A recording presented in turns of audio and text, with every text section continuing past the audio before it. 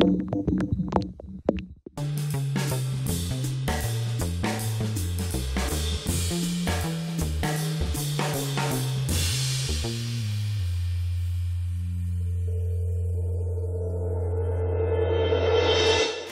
agradezco mucho a la doctora en Derecho Constitucional, Olga Sánchez Cordero, permanecer en esta oficina para continuar la charla que iniciamos ayer, que dejamos en puntos suspensivos cuando te pregunté o te planteé que con esta cuestión tan indescifrable de lo que es la izquierda en los partidos políticos en México.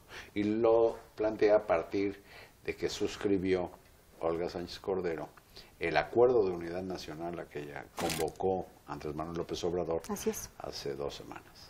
Te platico. ¿Y por qué estoy ya en este movimiento? ¿Y por qué firmé el acuerdo? Fíjate que tuve el honor de haber sido designada por el jefe de gobierno como constituyente.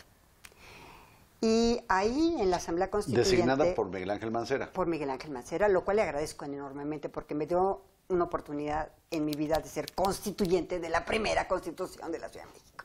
Y eso para mí fue, bueno, un gran honor. En mí desde luego ni pensó. ¿Y qué pasó? Bueno, entonces cuando yo estuve ahí por cierto, trabajamos fuerte, te quiero decir que empecé a tratar mucho a todos los diputados constituyentes de Morena, muchísimo.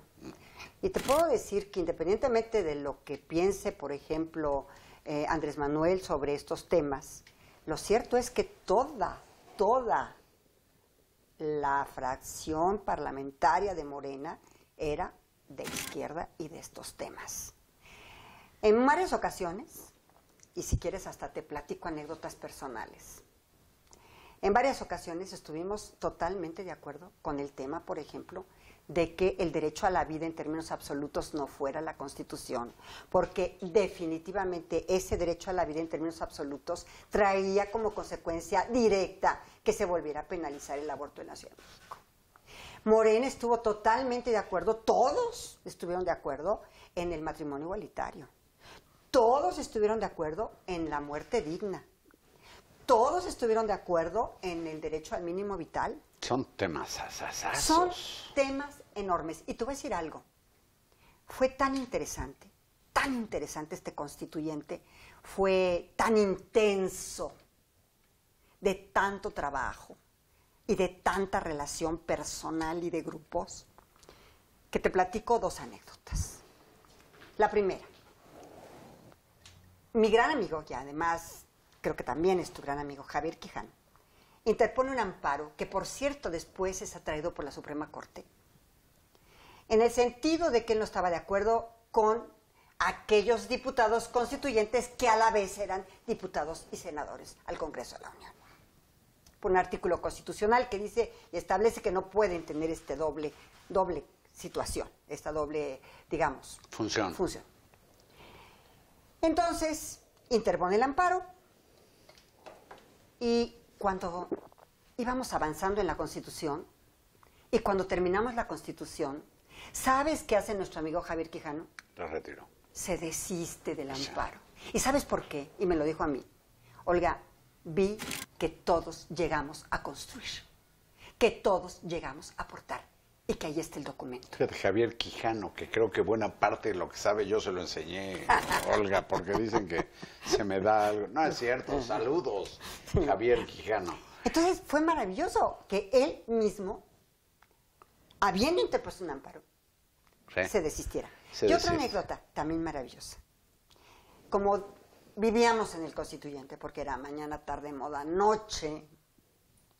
Entonces, en algunas ocasiones, pues nos íbamos a comer ahí, cerquita, en los lugares que están muy cerca de Jicotencatl. Y una vez nos fuimos a comer, me acuerdo perfecto, Marcela Lagarde, Gabriela Rodríguez, de Morena, Margarita Valdés Villarreal y yo. Y platicando de estos temas, de estos grandes temas, las 4, al mismo tiempo. Y al unísono dijimos, sobre nuestro cadáver. Bueno, pues como ven, Sobre Olga nuestro Sánchez cadáver. Cordero nos está dando una pequeña muestra de lo entrona, lo formada y lo, se diría, en los ranchos así se dice, lo bragada que es cuando tiene los elementos para actuar como actúa, y yo no soy nadie para criticar, ni estoy criticando, estoy planteando solamente algunas cosas que seguramente se pregunta mucha gente. Pero, en tu tema, también esta mujer, antes de trabajar en el Poder Judicial, fue notaria y conserva o retomó su actividad de notaria pública.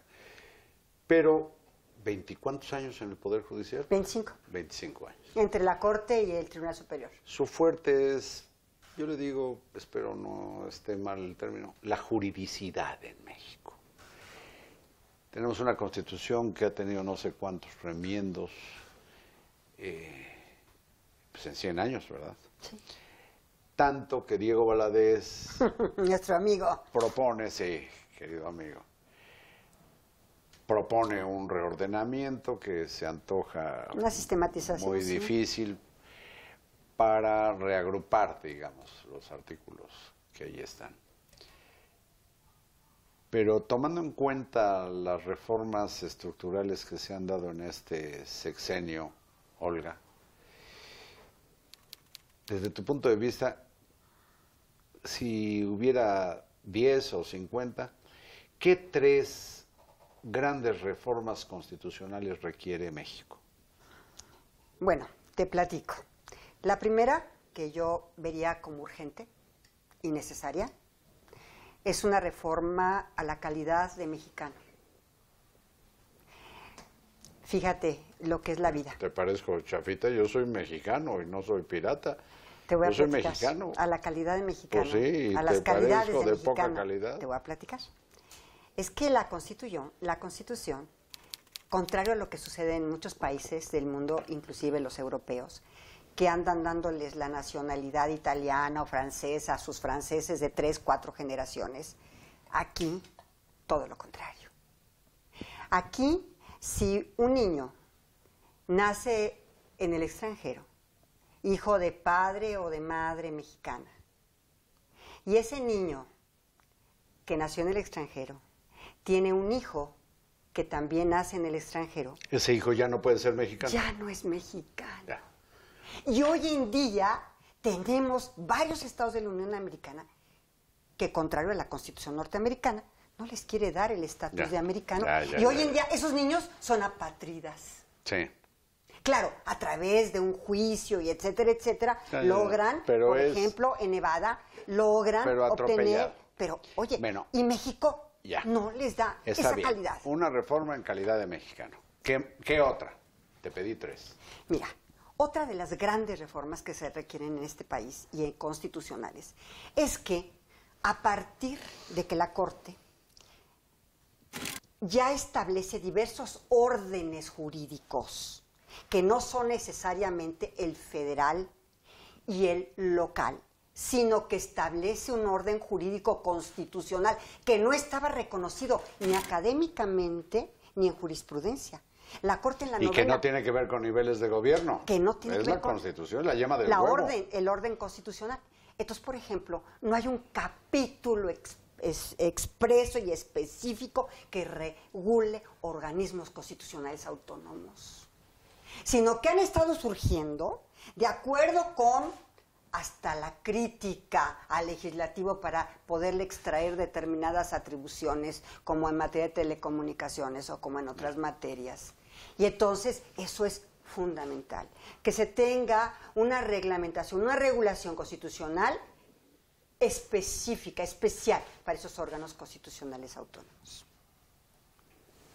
¿Hay alguna otra que te Por supuesto interese? que hay varias. Hay varias. Una más. A ver, a partir de este orden jurídico que nosotros reconocimos, fíjate, yo cuando llegué a la Corte había 2 órdenes jurídicos, federal y local. Salgo de la Corte y hay 5 órdenes jurídicos o incluso se está hablando de un 6º. Jurisprudencialmente. Dime si no ha cambiado el derecho y la Constitución. Sí. Sí, cómo no. Se reconoció el orden jurídico municipal, se reconoció el orden jurídico constitucional, que no es ni federal ni local, por supuesto el federal y el local. Se está reconociendo el orden jurídico nacional, y te pongo ejemplos. El Instituto Nacional Electoral ya no es federal, ya no es local, ya no es, sino es nacional. El Código Nacional de Procedimientos Penales. Entonces, ahorita, este surgimiento de estos órdenes jurídicos... Sí, parece semántico, pero es profundo. Es No es lo muy mismo profundo. un Código Federal de Procedimientos Penales, No.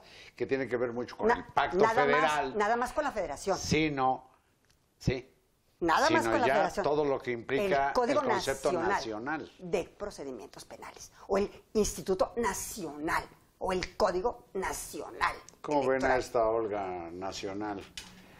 La podrán leer a partir de mañana miércoles en todas las ediciones de Milenio Diario, tanto la nacional como las del interior del país, y desde luego nuestra página de milenio.com.